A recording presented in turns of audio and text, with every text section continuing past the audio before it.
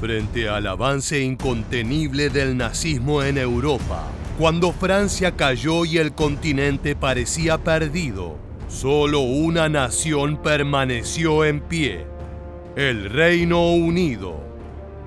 Una isla sitiada se convirtió en el último bastión de libertad frente al poderío de Hitler. Su geografía la protegía, su marina controlaba los mares y su fuerza aérea demostró en la batalla de Inglaterra que el terror del Blitz no bastaba para doblegar su espíritu. Con Winston Churchill como voz de resistencia y con un pueblo dispuesto a soportar los embates nazis sin rendirse jamás, el Reino Unido mantuvo viva la llama de la lucha aliada. Y de aquí surge la pregunta: ¿habría podido Gran Bretaña derrotar por sí sola a la Alemania nazi?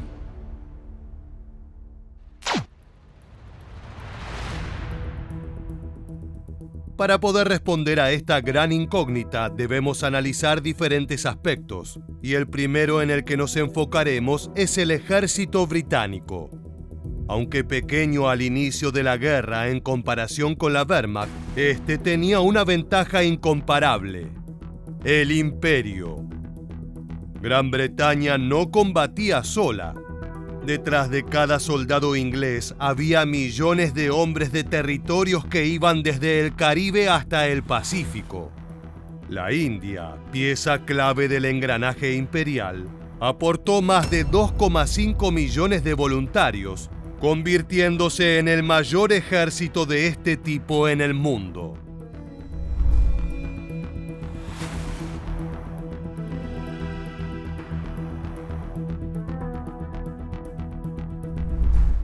Por su parte, Canadá, Australia, Nueva Zelanda y varias colonias africanas también enviaron cientos de miles de hombres, formando un mosaico humano que reflejaba la diversidad del Imperio Británico. Esta multiplicidad de orígenes trajo consigo una flexibilidad única. Los británicos y sus aliados coloniales combatieron en escenarios radicalmente distintos.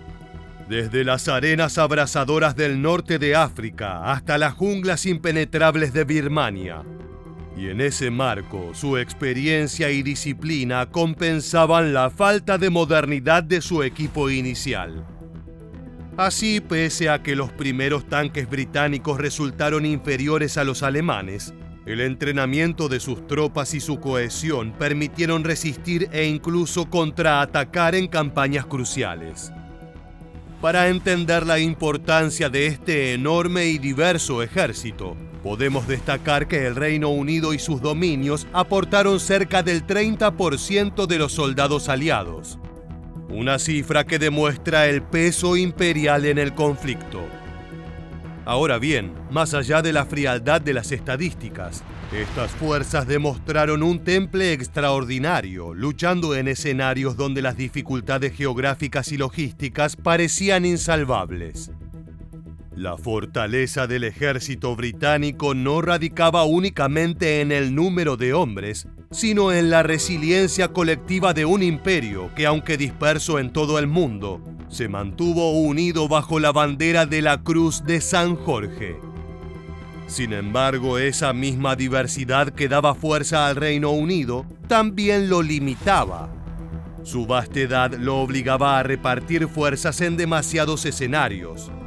África del Norte, Medio Oriente, el Sudeste Asiático, el Atlántico y la defensa del propio subcontinente indio eran frentes en los que Londres no podía dejar de luchar. The Indian troops were fighting in the Middle East, and those other Indian troops which are standing on guard in the Far East are protecting India. They are keeping the war at a distance from India's shore. De esta manera, cada división enviada a Egipto o a Birmania era una división menos disponible para el corazón de Europa. Y ese era el verdadero problema. Gran Bretaña podía resistir, pero todo parecía indicar que le sería imposible atacar por sí sola en tantos lugares a la vez. Para derrotar a la Alemania nazi era indispensable abrir un frente terrestre en Europa, y eso estaba fuera del alcance británico en solitario. El ejército expedicionario que había defendido Francia en 1940 fue evacuado a duras penas en Dunkerque, perdiendo gran parte de su material pesado. Reconstruir esa fuerza llevó años y aún entonces, las islas no podían reunir por sí mismas el gigantesco aparato logístico necesario para una invasión como la de Normandía. Mientras tanto, la RAF controlaba los cielos y la Royal Navy dominaba los mares.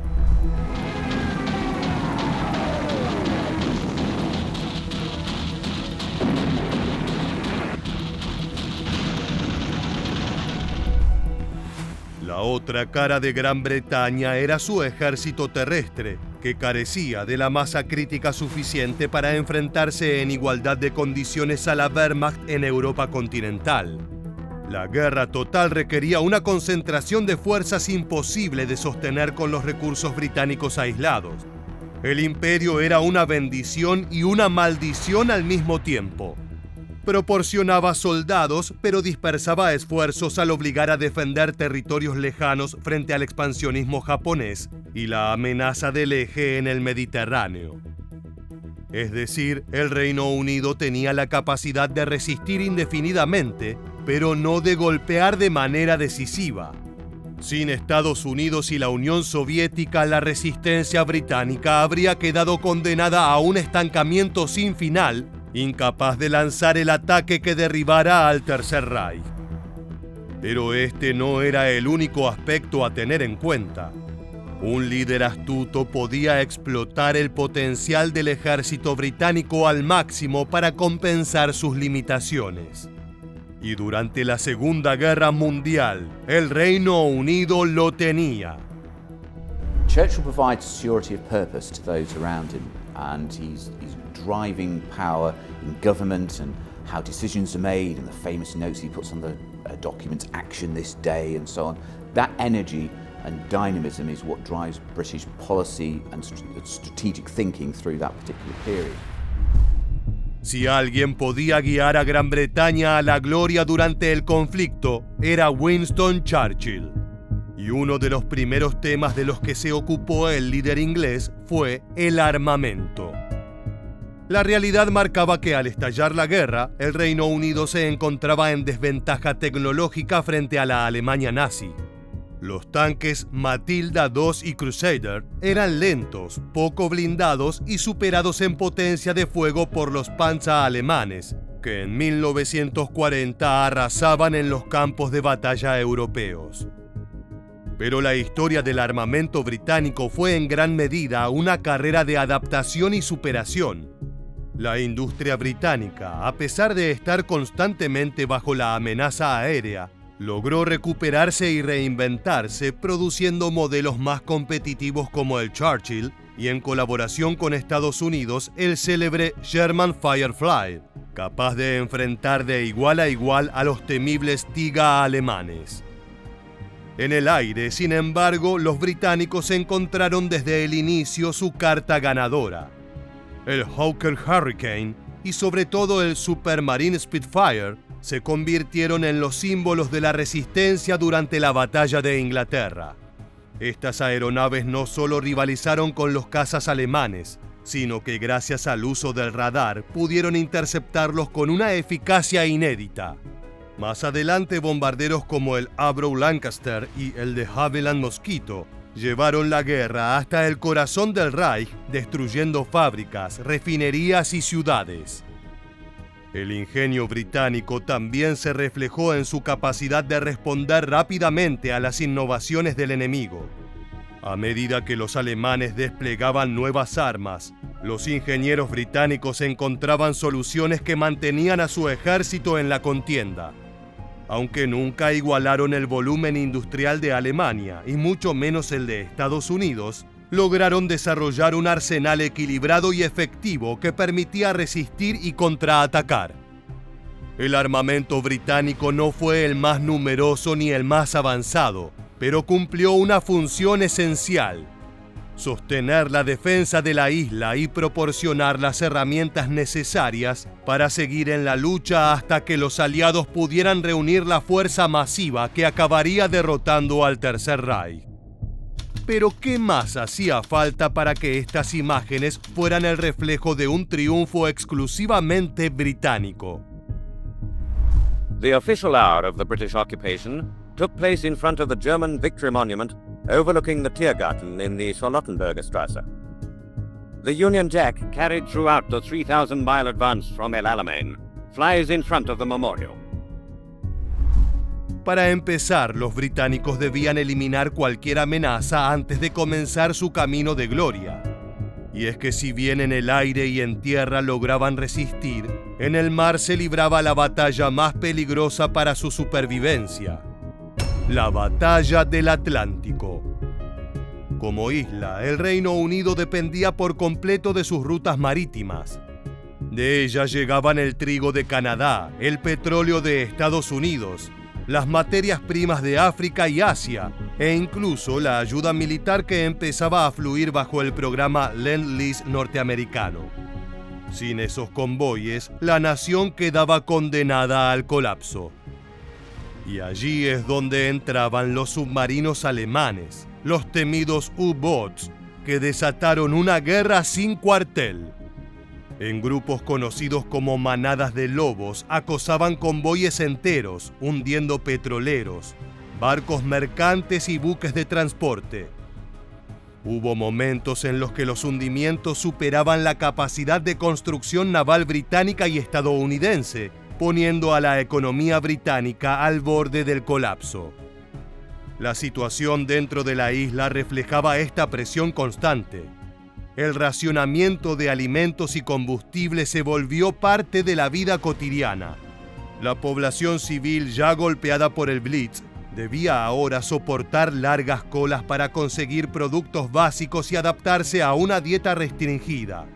Incluso Churchill reconocía que la amenaza de los submarinos era lo único que realmente lo mantenía despierto por las noches.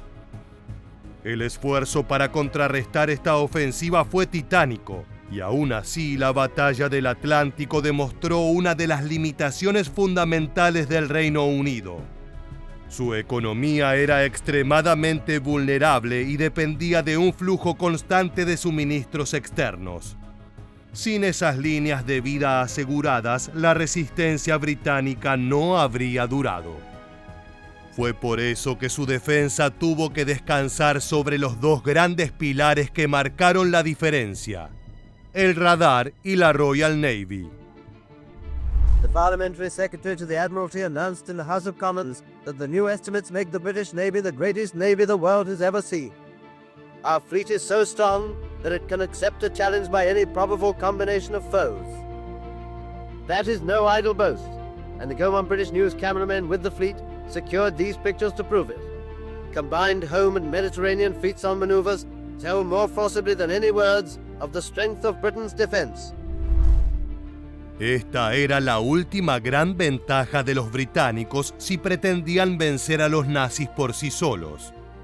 Comenzando por el radar, un invento en el que el Reino Unido fue pionero y que resultó decisivo en la batalla de Inglaterra. Gracias a esta red de estaciones costeras, la RAF podía detectar con antelación las formaciones alemanas que cruzaban el canal, lo que permitía a los cazas despegar en el momento justo y en el lugar preciso. No se trataba solo de una innovación técnica, sino que era un multiplicador de fuerzas que compensaba la inferioridad numérica frente a la Luftwaffe y convirtió cada avión británico en una pieza aún más valiosa. Y como si eso fuera poco, al mismo tiempo el mar seguía siendo el dominio natural de los británicos. La Royal Navy, la más poderosa del mundo al inicio de la guerra, continuaba siendo un obstáculo insalvable para Hitler con grandes exponentes.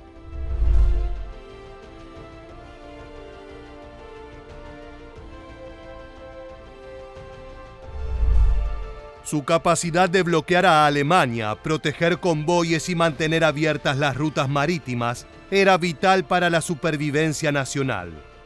Aunque los U-boats alemanes representaban un peligro constante, los británicos desarrollaron técnicas cada vez más sofisticadas para detectarlos y neutralizarlos, desde la escolta de convoyes hasta el uso del sonar. La combinación de radar y supremacía naval convirtió al Reino Unido en una fortaleza rodeada de agua. Alemania podía bombardear, amenazar o planear invasiones, pero nunca logró quebrar esa muralla. Sin estos avances tecnológicos y sin una marina que aún mantenía el control de los mares, Gran Bretaña habría sido vulnerable a una invasión o a un colapso económico. Fue esta mezcla de tradición naval e innovación científica la que aseguró que la isla no cayera, sosteniendo la resistencia cuando todo parecía perdido y golpeando en cada oportunidad que se presentaba. Then machine after machine takes off from this armored floating aerodrome over the wide ocean. Fighters and spotters and still more fighters, racing along the flying deck and flashing out into the blue. Another mighty muscular arm of the giant which we proudly call the Royal Navy.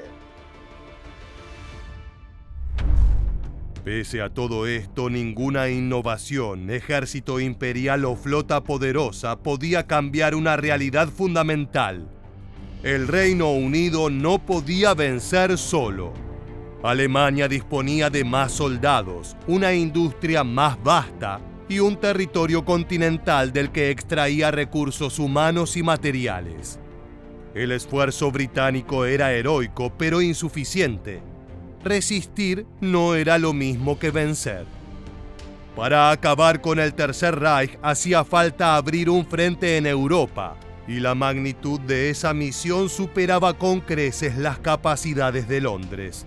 El desembarco de Normandía en 1944 fue posible gracias a la colosal participación estadounidense y canadiense. Millones de hombres, miles de tanques, barcos de transporte, bombarderos y un aparato logístico que el Reino Unido no podía reunir en solitario. A la vez, en el este, la Unión Soviética sacrificaba millones de vidas y absorbía la mayor parte de la maquinaria bélica alemana. El Reino Unido fue el símbolo de la resistencia, el faro que mantuvo la guerra viva en el momento más oscuro. Churchill supo tejer alianzas, mantener la moral en alto y convertir la causa británica en la causa de todos los pueblos libres. Pero sin el poder industrial de Estados Unidos y sin la resistencia soviética en el frente oriental, Hitler jamás habría sido derrotado. En conclusión, la isla fue sin dudas un muro infranqueable. Con su ejército disciplinado, el aporte de sus colonias, su flota naval indomable y la innovación del radar, logró resistir cuando toda Europa se encontraba de rodillas. Pero esa misma fortaleza tenía un límite. Podía resistir, podía defenderse, pero carecía de la capacidad de lanzar por sí sola la ofensiva decisiva que derribara al Tercer Reich. Su economía dependía de la ayuda externa, sus recursos eran insuficientes y la magnitud del conflicto exigía algo más que resistencia. Inglaterra fue la muralla que frenó el avance nazi, pero no la espada capaz de atravesar el corazón del enemigo. Y fue justamente la unión con otros aliados lo que transformó esa muralla en el filo que acabó con Hitler. Así llegamos al final. Si te gustó este video, te esperamos en nuestra próxima entrega para seguir descubriendo la historia militar.